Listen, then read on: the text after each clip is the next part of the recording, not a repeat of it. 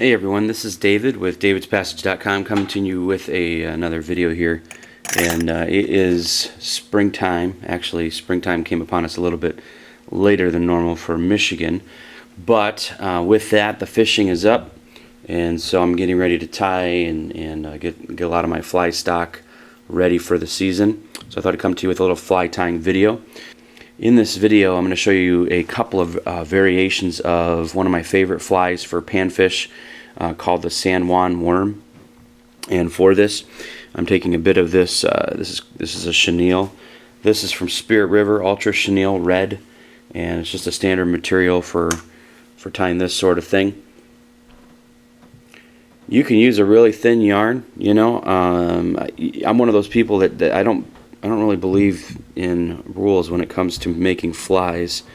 I don't think you have to be bona fide.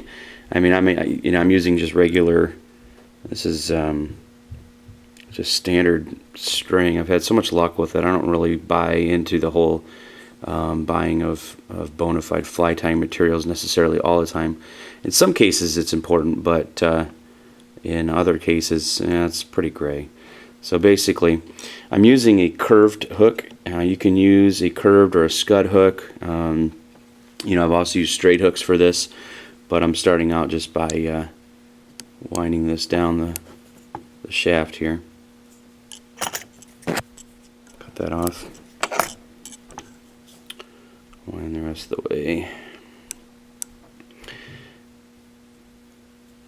I like to completely cover, my hooks if possible, at least to the extent as to which I'm going to be tying the material on. I think having that texture there helps to grip the material a bit better. So I got a small piece of chenille here. Let me zoom out. I think I'm going to need to zoom out a bit. Okay. So I want it to stick out just a little bit for obvious reasons here. If you're a fly tyer, this isn't an advanced fly by any means, just how I like to do it. So once I get my hook on the end there, I'm going to come around this chenille with a few turns. Okay. When I do it, I like to make sure that chenille is, using my fingers, position it on top of the hook, and then I like to secure it right in the middle of the top of the hook there with a few turns. Let's do one more. Come up underneath it for a couple turns and bring that up.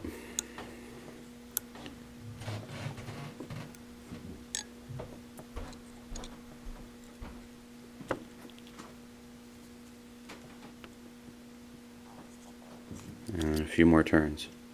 There. And come on up. Now, that's pretty much it. The only thing what I'm going to do now is just trim it to taste. I want to trim it just a little bit off the front end here, and I'm going to trim a bit off the back end. Right about there is good. And I'm in Michigan. This, they say San Juan Worm. I'm thinking because of the San Juan River, but this little guy is very effective, even for panfish here in Michigan. I'm going to finish it off with a whip finish.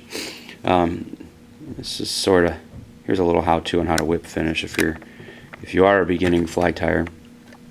This tool is called a whip finishing tool. Okay, kind of looks like that. So what I'm going to do is come up behind the thread, pick it up in that hook, get a little bit more string out there. Okay.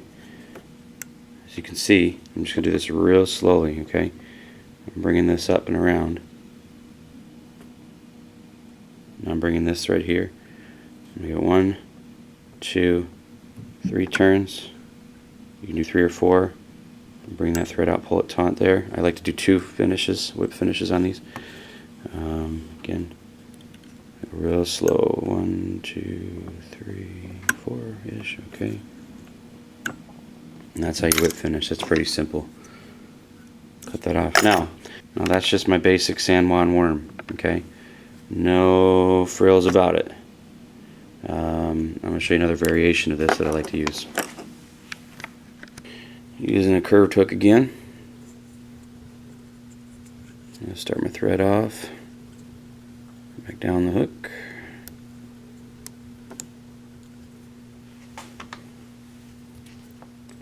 Trim that off.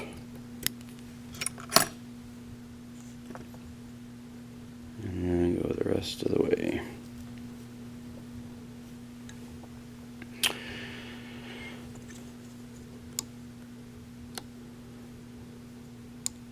I like to cover as much of that hook as I'm going to cover with material again, because that texture I think holds the material quite a bit better. Like most fish like shiny things, and so for this variation I'm going to be using a gold bead. Now what's nice about the gold bead, I like to use this combination, the red and the gold, on sunny days, because the sun shines off that red and the gold and really gets the fish's attention. I got that bead on there. Just going to real carefully take this off and slip it on the end of the hook. This time though, I'm going to put it on the correct way. My first fly tying video, I did not put the bead on correctly, and I got a lot of comments pointing that fact out very graciously. There we go. And back on the vise.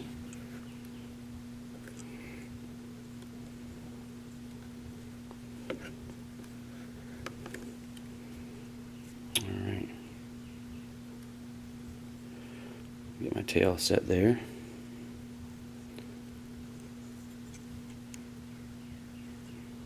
Tying that first bit of chenille.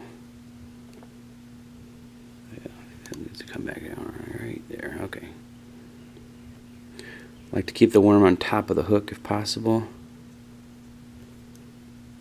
Where are you going? There you go.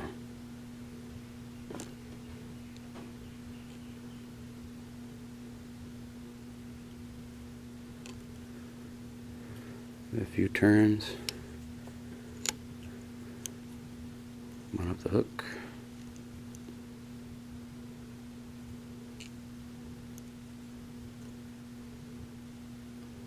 A few more turns.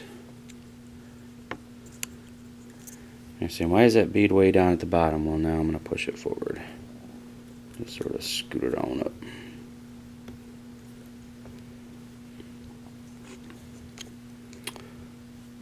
And let's do one more set of turns just for good measure here.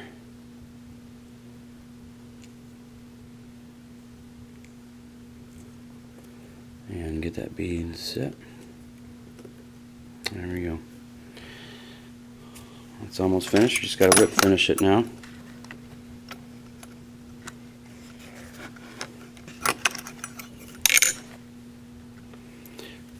Again, to whip finish, I got this whip finishing tool, and I'm just going to come in and the thread with that little hook guy. Okay, so it looks like that. Bring my chenille up a bit.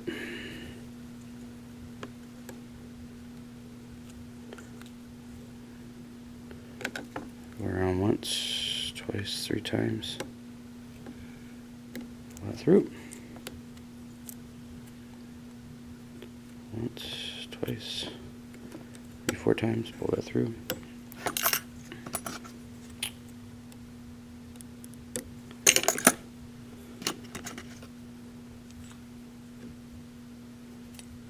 I've actually caught an 18-inch bass with that pattern right there, believe it or not. That's a decent sized bass for a fly.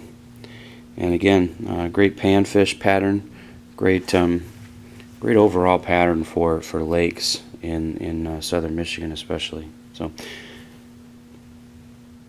for this next variation of the San Juan Worm, this time I'm going to do a couple things different. First of all, I'm going to use a straight hook. Right. Use a straight hook there. I'm also going to be adding some weight to it using some of this lead line, I guess. Cut a little bit of that off.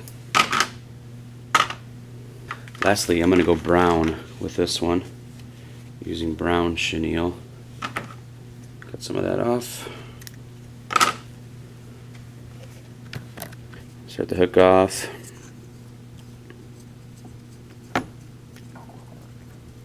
Bring it back down. And cut off that little in there. Go down the rest of the hook. This time I'm going to be adding some weight to it using some of this weighted line. What I'm going to do is put that line right on top of the hook. Try to keep it centered if possible. Okay, right there. And begin to turn it back up the hook. And just using my fingers to gauge and make sure that that line is staying on top there. Go back up the hook.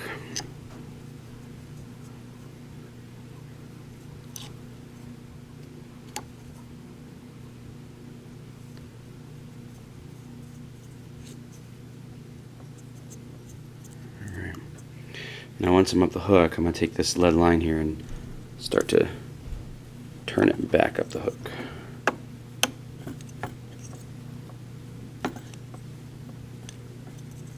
You can use as much of this as you want, and you can actually vary the concentration of the lead in different spots in the hook to give it, different action in the water. If you put a blob of it at the top, it'll sink faster, obviously, vice versa.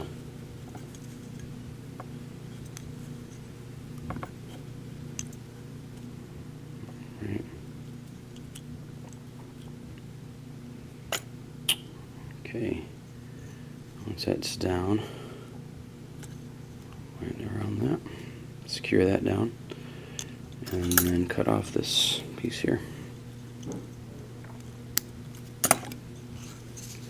Now, go back down the hook.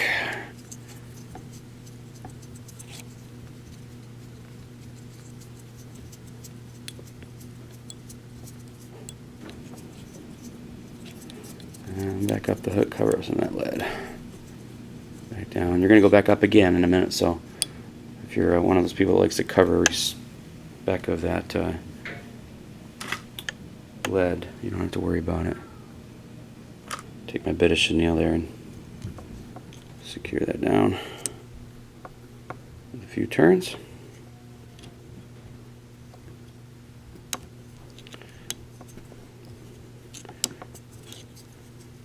Come back up the hook. A few more turns. One of the things I like to use, why I like to use brown, is because we don't have red worms in Michigan. We have brown worms. So when I do this, just come on up. And last bit, secure on the front. Finish this real quick. Now that's, there we go. 1, 2, 3. Now it looks kind of weird with the blue on there, I know, but you put brown thread on there, it looks like a nice fat juicy worm. The chenille up here a bit. 2. And that's a whip finish. That's it. Just trim off the front and back end to taste. That'd probably be pretty good. Again, I apologize for using the navy. When I started shooting this video, I didn't realize that I ran out of brown, but this is a very effective fly pattern for panfish in our area. The San Juan Worm, both the red version and the brown version. Okay, the red, I think, just because it's flashy and different. Not a lot of people in our area fly fish for panfish. When I'm at the lake, I'm pretty much the only one. But these patterns work well for bass, crappie, bluegill, rock bass. I've caught sunfish, perch on these guys. The other day, believe it or not, I caught a a 14-inch bass on this first San Juan Worm pattern. And you can see using the red thread, adds meat. It kind of adds meat to the look of the worm. So please forgive me for using that navy blue thread there. But the thing I like about this version is it does sink a little bit faster. So if I'm fly fishing in deeper waters or for my kayak, and that's the way to go. Thank you so much for watching this video. I appreciate your comments and likes and subscriptions. Appreciate your support for my channel, and stay tuned for another video soon. Take care.